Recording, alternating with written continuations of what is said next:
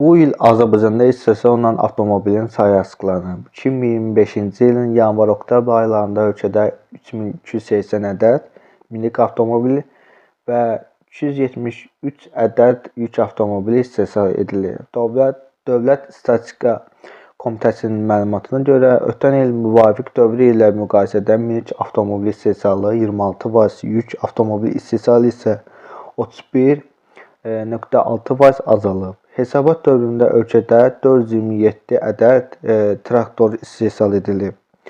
Bu da ötən ilin müvafiq dövrü ilə müqayisədə 13,7% azdır. Statistika göstəricilərdən də göründüyü kimi Azərbaycanda yerli avtomobil istehsalı azalıb. Bundan öncə yerli istehsalı Çin avtomobilləri vurmuşdu. Məlumdur ki, gələn ildən Çin avtomobillərinin ümumiyyətlə bütün hibrid və elektromobillərə tətbiq olunan vergi güzəştləri ləğv olunur. Maraqlıdır, bu dəyişiklik yerli avtomobil istehsalını üstünləşdirə bilərmi?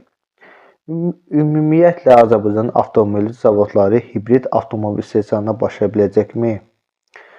Oxu mövzu ilə bağlı Kaspi qəzetinin məqaləsini təqdim edir.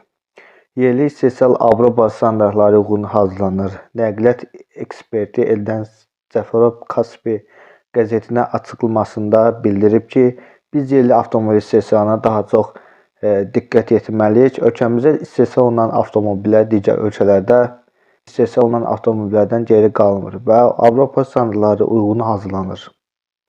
Üstəlik, yerli avtomobillərin böyük əksəriyyəti ölkə daxilində satılır. Məsələn, əgər 2000 avtomobil istehsal olunursa, onların hamısı daxili bazara çıxırdı. Son 2 il ərzində isə Çindən gətirilən ucuz avtomobillər həm daxili istehsala təsir etdi, həm də bazarda müəyyən dəyişikliklər yaratdı. Burada söhbət qeyri-rəsmi gətirilən və ölkədə rəsmi nümayəndəliyi olmayan avtomobillərdən gedir. Düşünürəm ki, yeni tətbiq olunan qaydalardan sonra bu vəziyyət dəyişəcək və yerli istehsala maraq artacaq. 30.000 avtomobil istehsal ediləcək.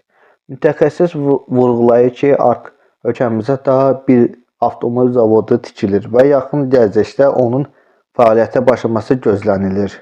Bu yeni zavod ilə təxminən 30.000 avtomobil istehsal edəcək ki, bu da sektorda mühüm nailiyyət hesab olunur. Əlbəttə, yeni qurulan zavodlarda hibrid avtomobillərin də istehsalı nəzərdə tutulub.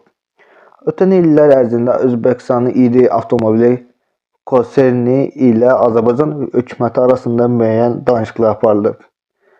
Nəticədə qərar gəlinib ki, Azərbaycanda iri bir zavod tikilsin və bu zavodda müasir Avropa standartına cavab verən minik avtomobillər istehsal olunsun.